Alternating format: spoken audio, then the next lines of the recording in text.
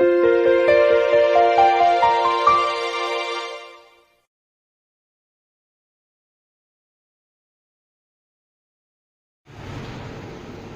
बच्चों, हम आपको 10.2 प्रश्नावली हल करने के लिए सूत्र बताने जा रहे हैं। इसमें पहला हेडिंग है कार्तीय तल में सदिश का निरूपण। कार्तीय तल में सदिश का निरूपण हम मान लें कि माना XY तल में कोई सदिश वेक्टर A है जिसका क्षैतिज दिशा से कोण थीटा है। यदि वेक्टर A का क्षैतिज और ऊर्ध्वाधर घटक क्रमशः A सफिक्स में x तथा वेक्टर A सफिक्स में y हो, तो यानी क्या कहा जा रहा है कि माना XY तल में कोई सदिश वेक्टर A है जिसका क्षैतिज से कोण थीटा है। यदि वेक्टर A के क्षैतिज तथा ऊर्ध्वाधर घटक क्रमशः वेक्टर A सफिक्स में x तथा वेक्टर A सफिक्स में y है, यानी इसके आधार पर हम एक फिगर ड्रा कर लें। ये आपका x अक्ष हो गया, ये y अक्ष हो गया, ये मूल बिंदु हो गया। इस XY तल में एक बिंदु P ले लिया जा रहा है जिसका स्थिति सदिश वेक्टर A है। मान लिया गया है कि वेक्टर A क्षैतिज की दिशा से थीटा अंश का कोण बना रहा है। इसका वेक्टर A का क्षैतिज दिशा में वियोजित घटक वेक्टर A सफिक्स में x है, ऊर्ध्वाधर दिशा में वियोजित घटक वेक्टर A सफिक्स में y है। अगर आप यहां से इस पर परपेंडिकुलर खींच देते हैं, इसको मान लीजिए m पॉइंट है, तो ये भी आपका वेक्टर A सफिक्स में y होगा क्योंकि ये इसके पैरेलल है। आप यहां से भी इस पर लंब खींच दीजिए। अब आइए वेक्टर A को आप क्षैतिज और ऊर्ध्वाधर घटकों में वियोजित किए हैं, तो इसका क्षैतिज घटक क्या है? वेक्टर A सफिक्स में x है। ऊर्ध्वाधर घटक क्या है? वेक्टर A सफिक्स में y है। अर्थात हम वेक्टर A को कितना लिख सकते हैं? वेक्टर A को हम वेक्टर A सफिक्स में x plus vector A suffix में y लिख सकते हैं। यानी आपको दिया रहे कि कोई वेक्टर A है जिसका क्षैतिज दिशा में वियोजित घटक वेक्टर A सफिक्स में x है, ऊर्ध्वाधर दिशा में वियोजित घटक वेक्टर A सफिक्स में y है, तो उसको हम वेक्टर A बराबर वेक्टर A सफिक्स में x plus vector A suffix में y समीकरण के रूप में लिख सकते हैं। प्यारे बच्चों, वेक्टर में x अक्ष की दिशा में एकक सदिश i कैप होता है और y अक्ष की दिशा में एकक सदिश j कैप होता है। तो अगर हम इसके साथ i कैप और j कैप लगाते हैं तो इसमें से ये वेक्टर का चिन्ह हट जाएगा, सूत्र होता है। तो ये आपका हो जाएगा वेक्टर A बराबर वेक्टर A सफिक्स में x i cap plus A suffix में x i cap plus A suffix में y j कैप। अगर हम x अक्ष और y अक्ष के दिशा का एकक सदिश अगर इसके साथ लिखेंगे वेक्टर के, तो फिर इस वेक्टर पर से ये जो वेक्टर का चिन्ह है उसको हम हटा देंगे। ये आपका समीकरण बन गया। इसी रूप में हमको प्रश्न में समीकरण दिए रहते हैं, जैसे वेक्टर A बराबर 3i cap plus 4j cap, vector B बराबर 5j cap plus 6k cap. ठीक है, तो इस तरीके से आप किसी भी वेक्टर को रिप्रेजेंट कर सकते हैं, लिख सकते हैं। ये हो गया कार्तीय तल में सदिश का निरूपण। अब हम इसी की सहायता से वेक्टर A का परिमाण और इसका क्षैतिज दिशा से कोण ज्ञात करेंगे। देखिए, अगर यहाँ थीटा का कोण बन रहा है तो इसके सामने वाली ये भुजा लंब हो गई। यहाँ ये परपेंडिकुलर खींचे हैं तो इसके सामने वाली भुजा ये कर्ण हो गई, ये आधार हो गया। तो हम सूत्र लगा सकते हैं साइन थीटा बराबर लंब बटे कर्ण। तो लंब के जगह हो गया A सफिक्स में y, कर्ण की जगह हो गया A। अब हम वेक्टर का चिन्ह नहीं लगाएंगे क्योंकि साइन थीटा बराबर लंब बटे कर्ण। यहाँ हम लंब क्या है? दूरी है। कर्ण क्या है? दूरी है। यहाँ हम दूरी ले रहे हैं, इसलिए वेक्टर का चिन्ह नहीं लगाएंगे। तो यहां से क्या हो जाएगा? A सफिक्स में y बराबर A साइन थीटा, समीकरण नंबर 2। इसी तरह से आगे हो जाएगा cos थीटा बराबर आधार बटे कॉट, आधार ये है आपका a सफिक्स में x बटे a, ये आपको मिल गया a सफिक्स में x बराबर a सफिक्स में x बराबर a cos थीटा, समीकरण नंबर 3। अब आप समीकरण 2 और 3 का वर्ग करके जोड़ दीजिए, यानी समीकरण 2 का वर्ग प्लस समीकरण 3 का वर्ग, समीकरण 2 और 3 का वर्ग करके जोड़ दीजिए। तो यहाँ जोड़ेंगे तो a सफिक्स में y का स्क्वायर प्लस a सफिक्स में x का स्क्वायर बराबर a square sine square theta plus a square cos square theta. ये आपका हो गया a सफिक्स में y का स्क्वायर प्लस a सफिक्स में x का स्क्वायर बराबर a square common sine square theta plus cos square theta. इसका मान कितना होता है 1, साइन स्क्वायर थीटा धन cos स्क्वायर थीटा बराबर 1। तो यहाँ 1 हो गया, तो अब आपको मिल गया a सफिक्स में y का स्क्वायर प्लस a सफिक्स में x का स्क्वायर बराबर a स्क्वायर। a बराबर कितना, करड़ी में a सफिक्स में x का स्क्वायर प्लस a सफिक्स में y का स्क्वायर। ठीक है, ये आपका परिणामी ज्ञात करने का सूत्र हो गया। अगर आपके पास कोई वेक्टर a बराबर a सफिक्स में x i cap plus a suffix में y j कैप है और अगर इसका हमें परिमाण ज्ञात करना है तो हम करड़ी में i कैप के गुणांक का स्क्वायर प्लस j कैप के गुणांक का स्क्वायर कर देंगे। अब आइए दिशा ज्ञात करनी है। दिशा ज्ञात करने के लिए समीकरण 2 में समीकरण 3 से क्या कर दीजिए, भाग दे दीजिए। अब हम परिणामी की दिशा ज्ञात करने जा रहे हैं, 2 में 3 से भाग दे दीजिए। a सफिक्स में a सफिक्स में y बटे a सफिक्स में x बराबर भाग दोगे तो a से a कट जाएगा, साइन थीटा बटे cos थीटा। और आप जानते हैं कि साइन थीटा बटे cos थीटा बराबर क्या होता है, tan थीटा बराबर a सफिक्स में y बटे a सफिक्स में x, या थीटा बराबर tan इनवर्स a सफिक्स में y बटे a सफिक्स में x। ये परिणामी की दिशा ज्ञात करने का सूत्र हो गया। अब आइए, अब आपको कुछ नोट में बता रहे हैं, कुछ पॉइंट नोट में देखिए। नोट में आपका पहला पॉइंट है कि अगर हमको वेक्टर ए बी का मान निकालना है, मतलब हमें 2 बिंदुओं के निर्देशांक दिए गए होंगे, मतलब हमको 2 बिंदुओं का निर्देशांक दिया रहेगा, तो पहले बिंदु को हम वेक्टर OA मान लेंगे, क्योंकि मूल बिंदु लेने के सापेक्ष ही हम किसी बिंदु की स्थिति को दर्शाते हैं। तो जो पहला बिंदु का सदिश दिया रहेगा उसको हम मूल बिंदु के सापेक्ष वेक्टर OA ले लेंगे, और जो दूसरा बिंदु दिया रहेगा उसको हम वेक्टर OB ले लेंगे। अगर अब हमको वेक्टर AB ज्ञात करना है तो वेक्टर AB के लिए हम वेक्टर OB में से वेक्टर OA को घटा देते हैं, यानी 2 बिंदु सदिश दिए हैं, पहले बिंदु सदिश को हम वेक्टर OA लेंगे, दूसरे बिंदु सदिश को वेक्टर OB लेंगे। अगर हमसे वेक्टर AB पूछ रहा है तो OB में से OA को घटा दिया जाएगा। सेकंड पॉइंट है, अगर वेक्टर AB है, अगर हमको इसको वेक्टर BA लिखना है, वेक्टर AB है और इसको वेक्टर BA लिखना है, तो हम क्या करेंगे, माइनस चिन्ह लगा देंगे। AB और BA में क्या अंतर है, परिमाण इनके बराबर आएंगे, बस दिशा विपरीत हो जाएगी। दिशा विपरीत होने के कारण इसमें माइनस चिन्ह लगाएंगे, यानी कहीं अगर वेक्टर AB है और उसको वेक्टर BA लिखना है तो हम उसको माइनस चिन्ह लगा करके लिख सकते हैं। और आगे हम बता रहे हैं संरेख होने का प्रतिबंध। संरेख होने का प्रतिबंध, संरेख होने का प्रतिबंध क्या है बालक, 3 बिंदु हमको दिए रहेंगे, 3 बिंदु दिए रहेंगे, OA, OB, OC, ठीक है, और कहेगा कि सिद्ध करिए कि ये बिंदु संरेख हैं। तो संरेख होने के लिए क्या होना चाहिए,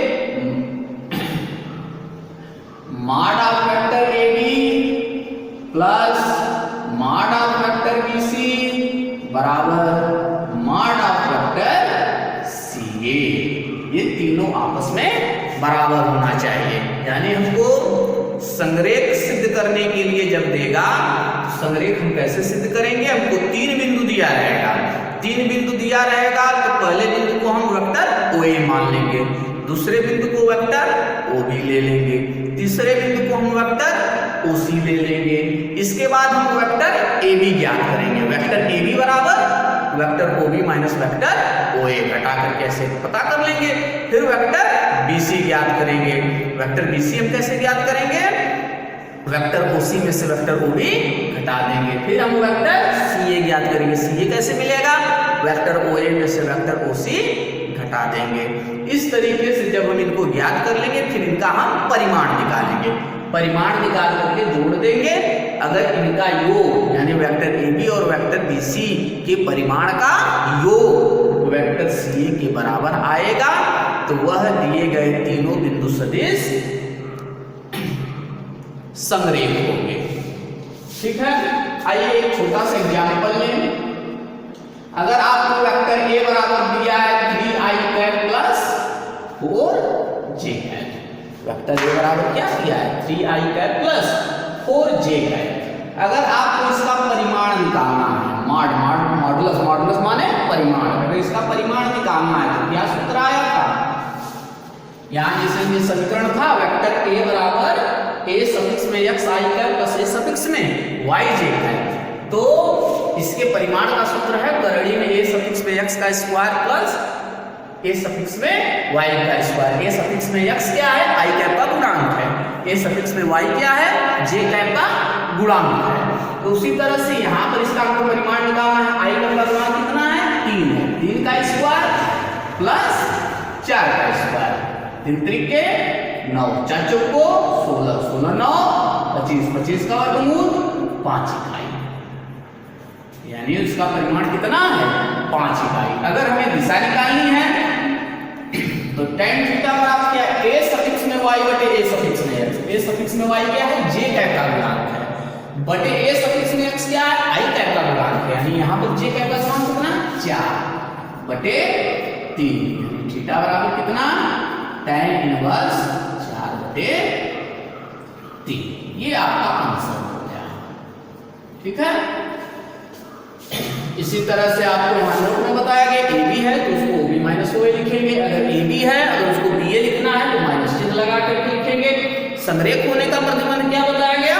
3 बिंदु सदिश दिए रहेंगे, पहले को OA मानेंगे, दूसरे को OB मानेंगे, तीसरे को OC मानेंगे। फिर हम एक वेक्टर AB ज्ञात करेंगे। AB OB माइनस OA से ज्ञात करेंगे। वेक्टर BC का मतलब OC माइनस OB से मिलेगा। वेक्टर CA कैसे मिलेगा? OA माइनस OC से मिलेगा।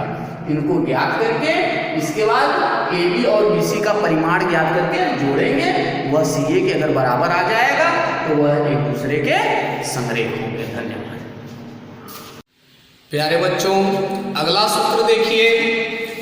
यदि कोई बिंदु P किसी रेखा AB को m अनुपात n के अनुपात में अंतः विभाजित करे तो P का स्थिति सदिश ज्ञात करना है। ठीक है, इसी के आधार पर हम फिगर बना रहे हैं। क्या कहा गया है?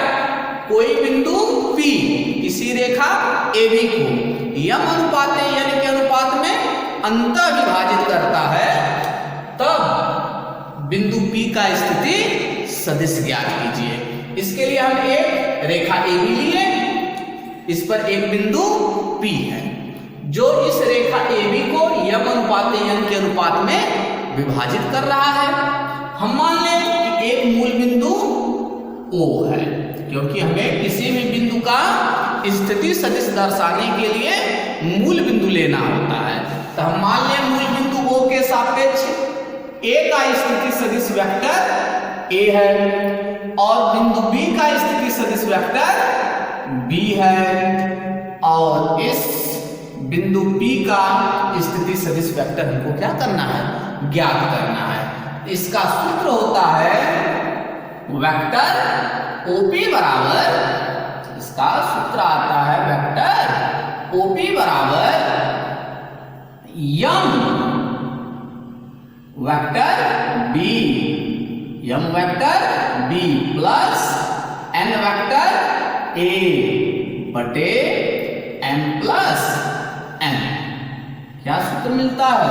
वेक्टर ओपी बराबर M vector B plus N vector A बटे यम प्लस एन।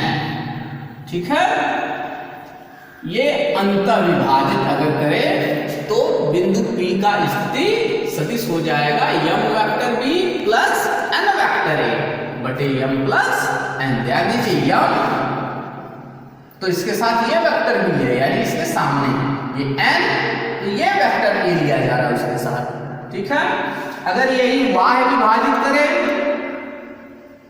वाह्य विभाजन अगर हो तो वाह्य विभाजन के लिए वेक्टर ओपी बराबर होता है M vector B minus N vector A बटे एम माइनस एन। ठीक है, अब आगे हो कि यदि कोई बिंदु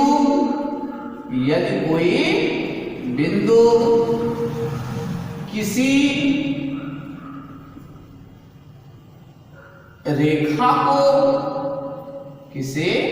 रेखा को समान दो भागों में विभाजित करे, समान दो भागों में विभाजित करे, समान दो भागों में विभाजित करे, तब बिंदु P का स्थिति सदिश। मतलब अब क्या कर रहे हैं हम लोग? यदि कोई बिंदु P किसी रेखा को समान दो भागों में विभाजित करे तब बिंदु P का स्थिति सदिश। मतलब यह जो दोनों भाग हैं AP और PB, ये क्या हो गए? एक समान हो गए। जब एक समान हो गए, एक समान होने का मतलब यम बराबर एन, यम बराबर एन। एक समान होने का क्या मतलब? एम बराबर एन, यानी हम यम के स्थान पर एन भी लिख सकते हैं। तब आपका वेक्टर ओपी बराबर हो जाएगा, वेक्टर ओपी बराबर क्या हो जाएगा? M vector B plus N vector A. यानी कि जगह हम यम लिख सकते हैं, तो उसके भी जगह हम एन के भी जगह एम लिख दिए बटे एम प्लस एन है, एम प्लस एन के भी जगह हम एम लिख दिए। ठीक है, तो ये आपका हो गया वेक्टर ओपी बराबर कितना? ऊपर से एम कॉमन आ जाएगा, एम कॉमन आ गया, vector B plus vector A बटे 2m, एम से एम कट गया, तो आ गया वेक्टर ओपी बराबर vector A plus vector B बटे 2। ये आपको 3 सूत्र बता दिए गए। ठीक है, पहला सूत्र क्या है? यदि कोई बिंदु P रेखा AB को m अनुपात n के अनुपात में अंतः विभाजित करता है, तब बिंदु P का स्थिति सदिश होता है m vector b plus n vector a बटे m प्लस n। इसी तरह से y विभाजन के लिए क्या होता है? जहां जहां प्लस है वहां माइनस कर देते हैं। और अगर यह बिंदु P रेखा AB को समान दो भागों में बांटे, तब बिंदु P का स्थिति सदिश होता है vector A plus vector B बटे 2। ठीक है, अब आइए अगला फार्मूला देखिए। किसी सदिश रेखा की दिक् को ज्याएं, किसी सदिश रेखा की दिक् को ज्याएं, किसी सदिश रेखा की दिक् को ज्याएं। किसी सदिश रेखा की दिक् को ज्याएं क्या होती है बच्चों? कोई भी रेखा x अक्ष, y अक्ष और z अक्ष के साथ जो कोण बनाता है, कोई भी रेखा x अक्ष, y अक्ष और z अक्ष की धनात्मक दिशा के साथ जो कोण बनाता है, उसे हम उस रेखा की दिक् को ज्याएं कहते हैं। या इसी को हम दिक कोसाइन कहते हैं। यानी जैसे ये आपका x अक्ष हो गया, ये y अक्ष हो गया और ये z अक्ष हो गया। 3 अक्ष हो गए, x अक्ष, y अक्ष, z अक्ष, और ये इनका मूल बिंदु O है। इसमें आप कोई रेखा OP ले लीजिए, कोई रेखा OP ले लीजिए। अब यह रेखा OP x अक्ष, y अक्ष और z अक्ष की धनात्मक दिशा के साथ जो कोण बनाएगा उस कोण को हम दिक कोसाइन कहेंगे। उस कोण की कोज्या को दिक कोसाइन कहेंगे। तो दिक को ज्याय का क्या डिफिनेशन है? कोई भी रेखा x अक्ष, y अक्ष और z अक्ष की धनात्मक दिशा के साथ जो कोण बनाता है उस कोण की कोज्या, कोज्या का मतलब कास, ठीक है, कोज्या को हम उस रेखा की दिक कोज्याएं कहते हैं। जैसे यह आपका स्थिति सदिश वेक्टर OP है, मान लीजिए यह x अक्ष की दिशा से कितना कोण बना रहा है? अल्फा कोण बना रहा है, ठीक है। ये y अक्ष की धन दिशा से मान लीजिए बीटा कोण बना रहा है, ठीक है, और z अक्ष की धन दिशा से गामा कोण बना रहा है। मतलब यह आपका स्थिति सदिश वेक्टर OP है जो x अक्ष की धन दिशा से अल्फा कोण बनाया है, y अक्ष की धन दिशा से बीटा कोण बनाया है और गामा अक्ष की धन दिशा से z अक्ष की धन दिशा से गामा कोण बनाया है, ठीक है। यदि इस OP का स्थिति सदिश वेक्टर A है और इस वेक्टर A का x अक्ष की दिशा में वियोजित घटक A1 हो, y अक्ष की दिशा में A2 हो और z अक्ष की दिशा में A3 हो, तो वेक्टर A बराबर हम लिखेंगे A1i कैप धन A2j कैप धन A3k कैप। फिर ध्यान से सुनिए, क्या है किसी सदिश रेखा की दिक कोज्या? दिक कोज्या का डिफिनेशन बता रहे हैं कि कोई भी रेखा x अक्ष, y अक्ष और z अक्ष की धनात्मक दिशा से जो कोण बनाता है उस कोण की कोज्या को हम उस रेखा की दिक कोसाइन कहते हैं। जैसे ये आपका x अक्ष हो गया, y अक्ष हो गया, z अक्ष हो गया, ये मूल बिंदु हो गया। इसमें आप एक रेखा OP ले लीजिए जिसका स्थिति सदिश वेक्टर A है। यह आपका रेखा OP x अक्ष की धनात्मक दिशा से अल्फा कोण बना रहा है, y अक्ष की धनात्मक दिशा से बीटा कोण बना रहा है, z अक्ष की धनात्मक दिशा से गामा कोण बना रहा है। तो इन्हीं कोणों की कोज्याओं को मतलब कास अल्फा, कास बीटा, कास गामा को हम दिक कोसाइन कहेंगे, ठीक है। अब आइए वेक्टर A का अगर x अक्ष की दिशा में वियोजित घटक A1 हो, y अक्ष की दिशा में वियोजित घटक A2 हो और z अक्ष की दिशा में वियोजित घटक A3 हो, तो उसको हम सदिश के रूप में लिखेंगे वेक्टर A बराबर A1i cap plus A2j cap plus A3k cap. अब यहां से कास अल्फा को हम L बराबर कहते हैं, यानी ये अल्फा क्या है? अल्फा x अक्ष की धन दिशा से कोण है, इसी की कोज्या को हम दिक कोसाइन कहेंगे, यानी कास अल्फा, जिसको कि हम L से डिनोट करते हैं। इसके बराबर हो जाएगा A1 बटे करड़ी में A1 का स्क्वायर धन A2 का स्क्वायर धन A3 का स्क्वायर, समीकरण नंबर 1। इसी तरह से कास बीटा, इसको हम M से डिनोट करते हैं, ये होता है A2 बटे करड़ी में A1 का स्क्वायर धन A2 का स्क्वायर धन A3 का स्क्वायर, ठीक है, समीकरण नंबर 2। इसी तरह से कास गामा बराबर होगा A3 बटे करड़ी में A1 का स्क्वायर धन A2 का स्क्वायर धन A3 का स्क्वायर, समीकरण नंबर 3। तो ये आपके हो गए दिक कोसाइन, ठीक है। x अक्ष की धनात्मक दिशा से जो कोण बना है अल्फा, इसकी कोज्या को हम दिक कोसाइन करते हैं, जिसको हम L से डिनोट करते हैं। L बराबर होता है A1 बटे करड़ी में A1 का स्क्वायर धन A2 का स्क्वायर धन A3 का स्क्वायर। इसी तरह से कास बीटा को हम M से डिनोट करेंगे, यह होगा A2 बटे करड़ी में A1 का स्क्वायर धन A2 का स्क्वायर धन A3 का स्क्वायर। और फिर तीसरा जो आपका है कास गामा, जो कि y z अक्ष की धन दिशा के साथ जो कोण बनता है उसकी कोज्यात को हम दिक् कोसाइन करते हैं। इसको हम n से लिखते हैं। किससे लिखते हैं? n से। तो x अक्ष वाले दिक् कोसाइन को L से, y अक्ष के साथ जो दिक् कोसाइन है उसको m से डिनोट करते हैं और z अक्ष के साथ जो दिक् कोसाइन है उसको n से डिनोट करते हैं। तो L बराबर कितना होता है? a1 बटे करड़ी में a1 का स्क्वायर धन a2 का स्क्वायर धन a3 का स्क्वायर। m बराबर a2 बटे करड़ी में a1 का स्क्वायर धन a2 का स्क्वायर धन a3 का स्क्वायर। फिर n बराबर a3 बटे करड़ी में a1 का स्क्वायर धन a2 का स्क्वायर धन a3 का स्क्वायर। अब आइए 1 का वर्ग समीकरण 1 का वर्ग, समीकरण 2 का वर्ग और समीकरण 3 का वर्ग, मतलब समीकरण 1 का वर्ग और समीकरण 2 का वर्ग और समीकरण 3 का वर्ग करके जोड़ दीजिए।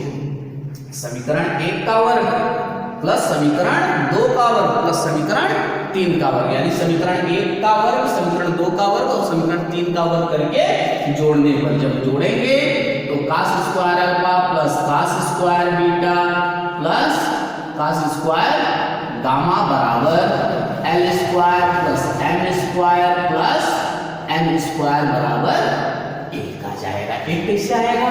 अब इसका जब वर्ग करोगे तो ये a1 का स्क्वायर बटे ये करड़ी हट जाएगी, यहाँ a2 का स्क्वायर बटे करड़ी हट जाएगी, a3 का स्क्वायर बटे करड़ी हट जाएगी। तीनों का हर एक समान है, अंश भी जुड़ जाएंगे। a1 का स्क्वायर धन a2 का स्क्वायर धन a3 का स्क्वायर बटे a1 का स्क्वायर धन a2 का स्क्वायर धन a3 का स्क्वायर कट जाएगा। कितना आ जाएगा?